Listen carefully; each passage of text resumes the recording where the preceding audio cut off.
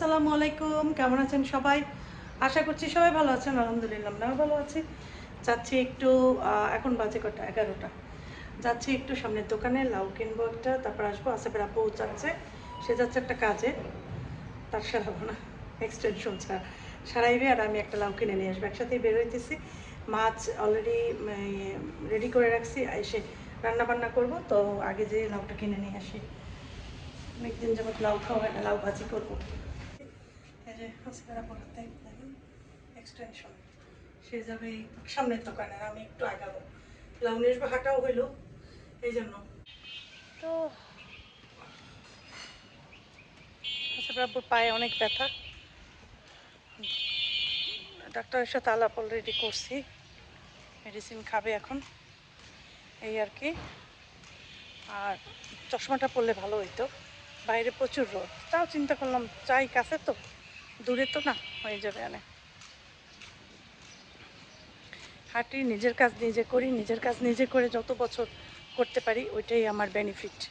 হয়তো অনেকে বোঝেন না, ঠিক আছে।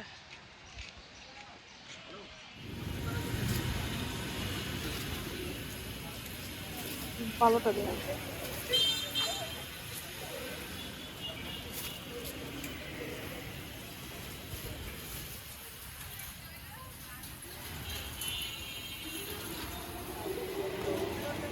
সুন্দর বাতাস,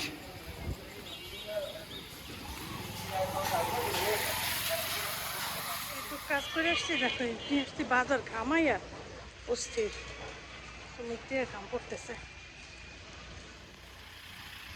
সবাই গাড়িতে চলে, কত আরাম করে, আর আমরা কত কষ্ট করি। সৌদি আরবে আরাম করছে, গাড়িতে ঘুরছি, আর এখন বাংলাদেশে এসে কষ্ট করি। যারা এখন আগে কষ্ট করছে এখন সুখ করে, আমরা আগে শান্তি সুখ করছি 22টা বছর। ভালো আছেন?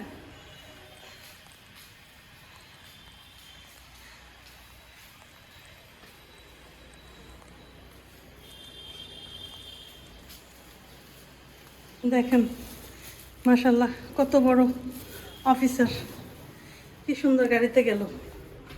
হ্যাঁ, আমার কাছে খুব ভালো লাগে। এক গাড়ি চালায় বিজনেস করে নিজের টাকা দিয়া, আর একটা হচ্ছে বড় বড় অফিসার পোস্টে থাকলে তখন তার সে গাড়ি পায়।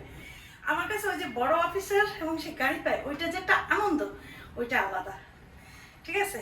হ্যাঁ, নিজের ইনকামের টাকা দিয়ে গাড়িতে চলা সেটা আলাদা আনন্দ, দুইটাই আনন্দ, কোনোটাই কম না, ভালো লাগে। ইনশাল্লাহ আমাদের এক সময় হবে আবার, ইনশাল্লাহ আল্লাহ চাইলে।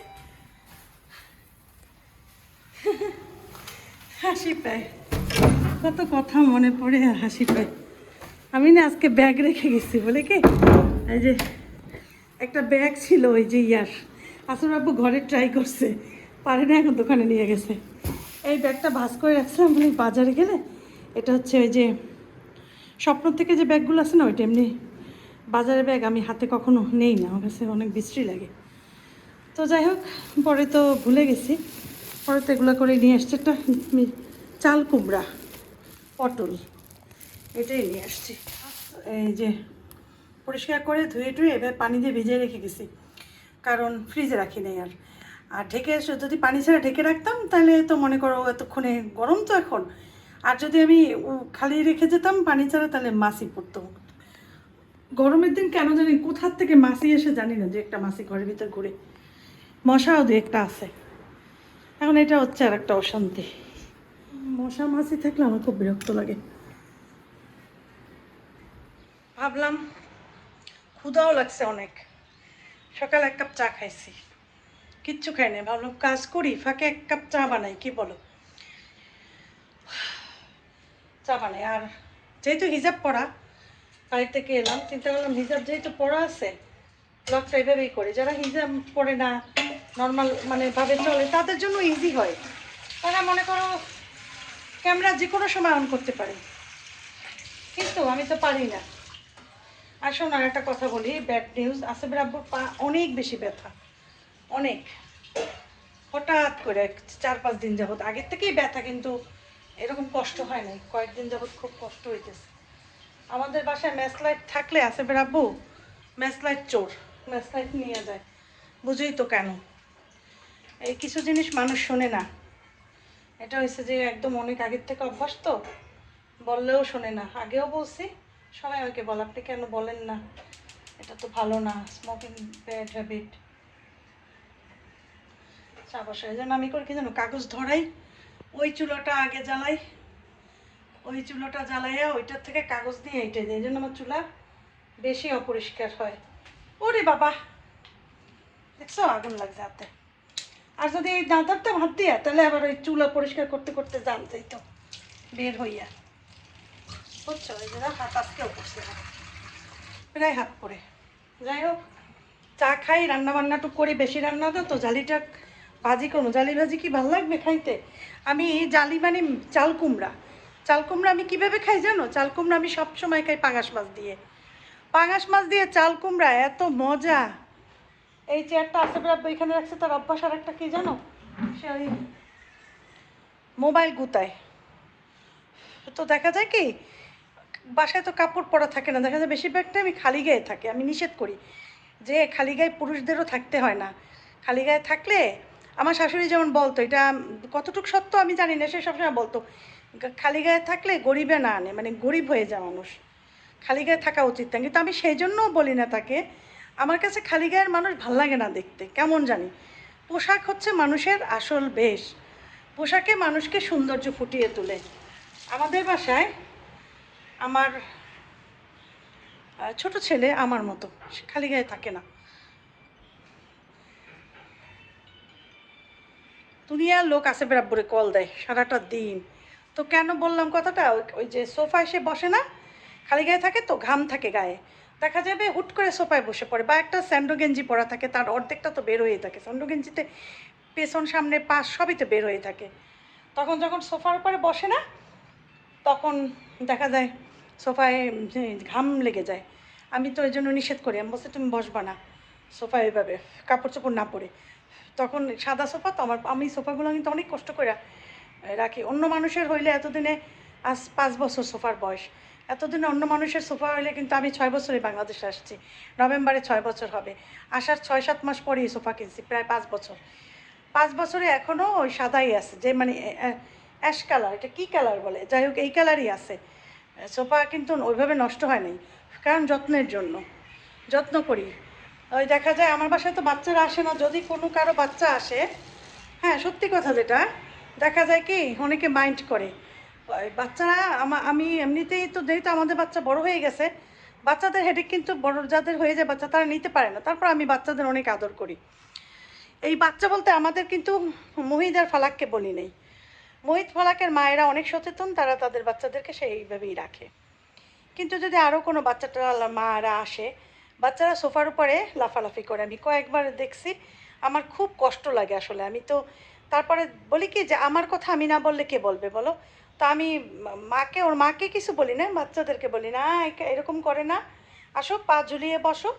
হ্যাঁ, তারপরে পা ঝুলিয়ে বসাই, বা দেখি পায়ের নিচে যদি কাদা থাকে, যদি অনেক টাইম আমার বাসা থাকে, আমি তো সবসময় ব্লগ সবার করি না, কারণ অনেক সময় আছে না অনেকে ব্লগে আসতে চায় না বা এই সেই। তো দেখা যায় অনেক অংশে ক্যামেরাও আমি ধরি না, অনেক মানুষ আসে না, আসে 2-1 ঘন্টার জন্য।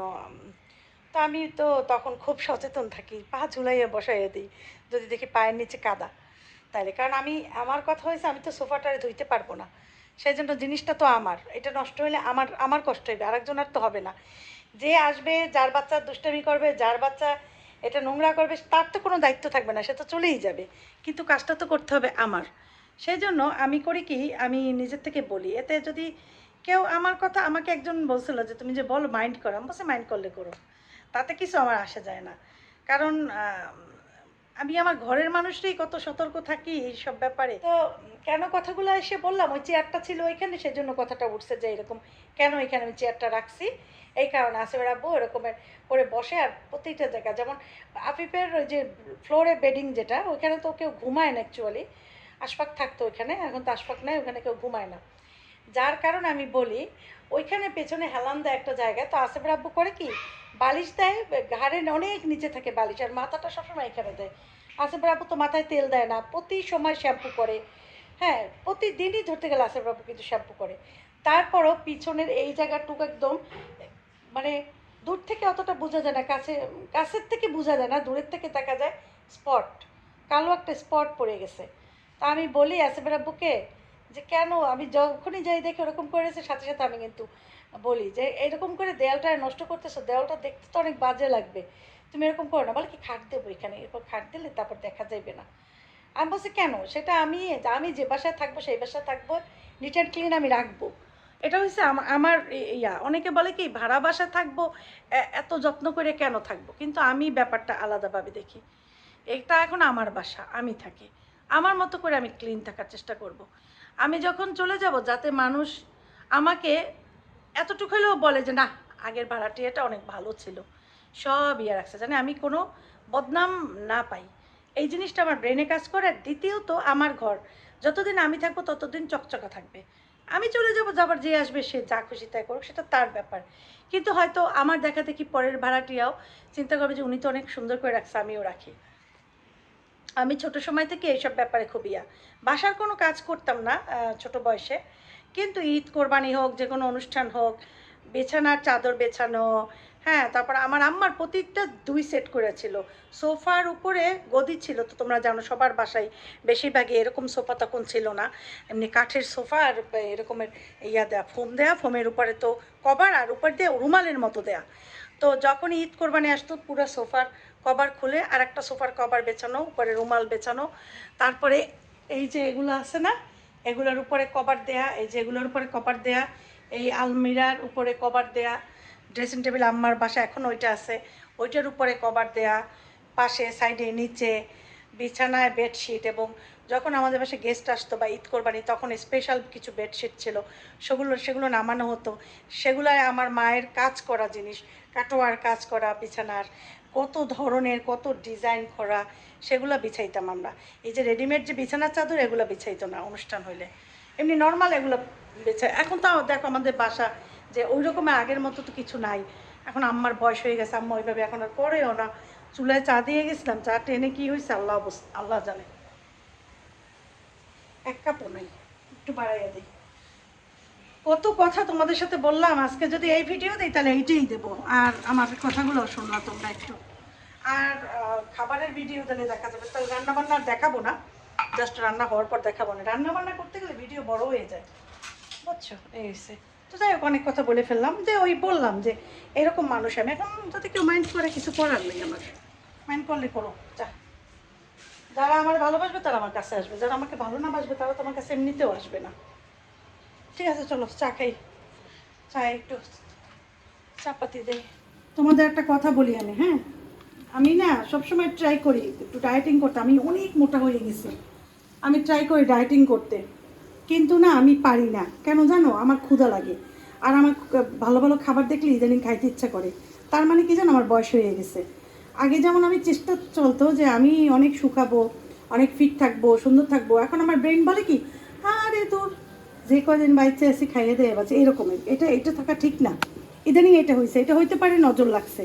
আমি প্রচুর ফিট ছিলাম, তোমরা দেখছো আমি জিমেও গেছি, তখন আমি ওয়েট কমাইছি, হয়তো নজর লাগতে পারে যে এখন আমার ইচ্ছা করে না।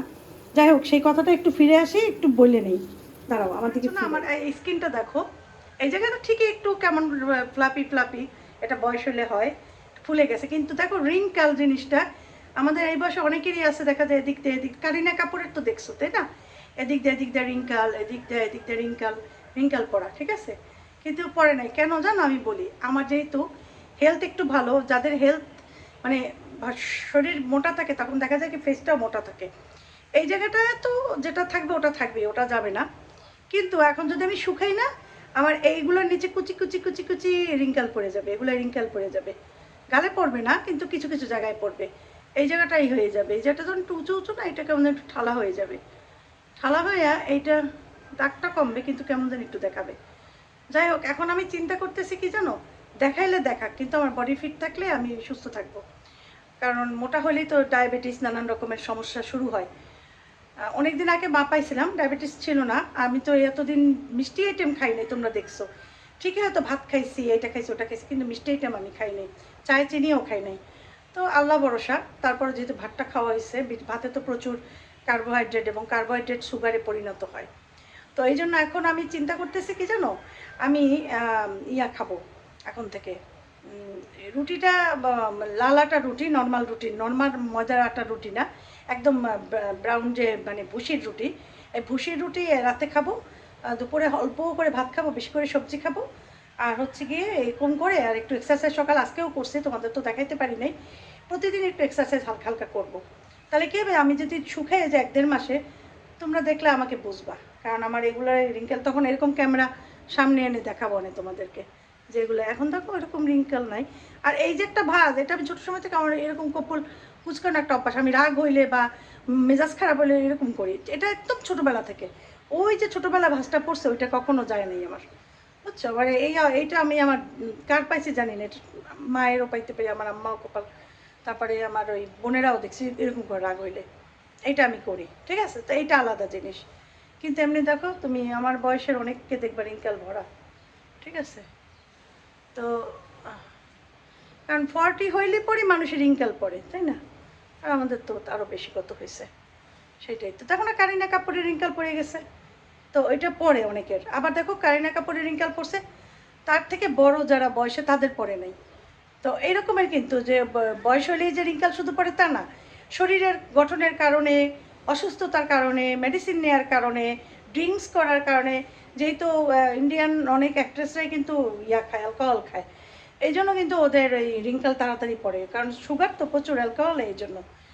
আর আমাদের পরে কেন জানো, আমার অনেক কারণ আছে, আমি তো অ্যাজমার পেশেন্ট, তোমরা জানো আমি প্রচুর ইনহেলার ইউজ করি, আমার এইসব ওষুধ চলতেই থাকে, যার জন্য এইসব মানুষ একটু নরম থাকে, এদের একটু হয়।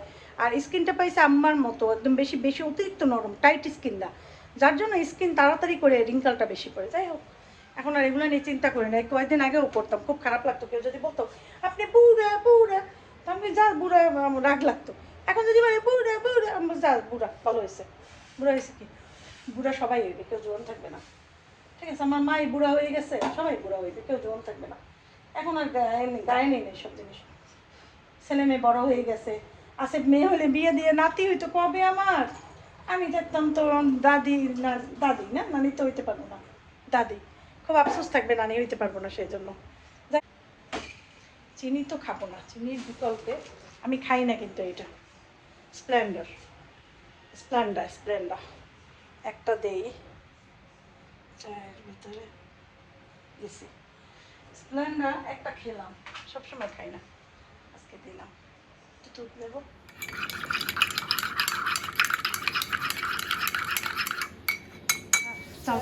চালকুমড়াটা একদম কচি। এখন চালকুমড়াটা ওয়াশ করছি প্রথমে, তারপর এখন কাটবো, কারণ কেটে আর ওয়াশ করবো। যখন বেশি কষানো হয় তখন না মশলা থেকে একটা ঘ্রাণ আছে, আর সেই ঘ্রাণে যে কোনো তরকারি রান্না করলে খুব মজা হয়।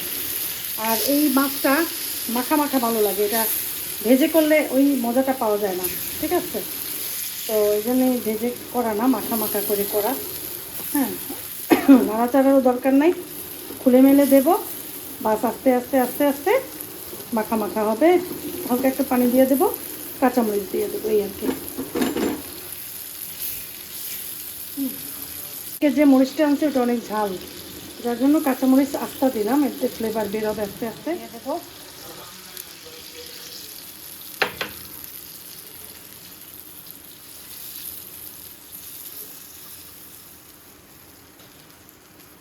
তো এই যে দিয়ে দিলাম বসাই, এটা আস্তে আস্তে হোক। আর এখন চালকুমড়াটা এখন করবো। আর এইখানে দেখো মাছটা মাখা মাখা করে ফেলছি।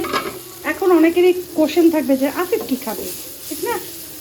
কালকে বুটের ডাল আছে না, ওটা তো অর্ধেকটাই রেখে দিচ্ছি দুপুরের জন্য, ওটা আফিফ খাবে, সাথে এই ভাজিটা খাবে, ডিম পোস্ট করে দেব, আর কি জানি পরোটা বানিয়ে দেবো। বসে আম্মা আজকে আমাকে পরোটা বানিয়ে দাও, আমি ভাত খাবো না। বললাম আচ্ছা ঠিক আছে। ভাজি ঢাকবো না, ভাজি যদি ঢাকি তাহলে ভাজির থেকে পানি বের হইবে, সেই জন্য এভাবে করেই ভাজিটা করে। পরোটাটা ভাজতেছি, ডাল একটু বের করে গরম দিচ্ছি, হয়ে গেছে আমার ভাজি। তারপরে ভাজিতে একটু ধনিয়া পাতা দিলে চলতো, কিন্তু এই নেই, ফ্রোজেন ছিল তো ধনিয়া পাতা, বলে থাক টাটকা টাটকা এভাবেই খাই, অসুবিধা নেই। আর আফিফকে খাবার দেবো, 1-1:30 বাজে না, আফিফ খিদে লাগছে, এই জন্য আফিফ এটা রেডি করতেছি। আফিফের খাবার, আফিফ থ্যাংক ইউ। দাঁড়াও এখানে রাখি, তুমি হ্যাঁ অনেক পরে খাবো। আফিফের খাবার দিছি, আফিফ এটা দুপুরের খাবার, এটা খাবে। আমাদের নেট নাই, নেটে জানি কি প্রবলেম হয়েছে, নেট ছাড়া মনে হয় পৃথিবী অন্ধকার, কিচ্ছু ভালো লাগে না। এমন মানুষ হয়ে গেছে যে নেট ছাড়া মানুষ বাঁচে না, নির্ভর। কারণ কল আসে বারবার, মানে ব্রেইনেই থেকে নেট, ঠিক আছে না, ব্রেইনেই নেট থাকে। যাই হোক, এখন খাবার খাও তুমি, খাবার খেয়ে 1 ঘন্টা ঘুমাও। সেবার আব্বু ট্রাই করতেছে নেটটা কীভাবে আসে কি না।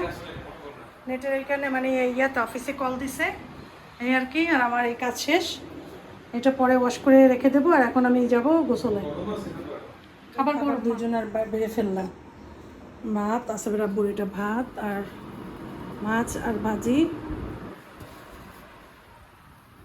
হচ্ছে আমার ভাত, মাছ আর ভাজি, হচ্ছে একটু মরিচ।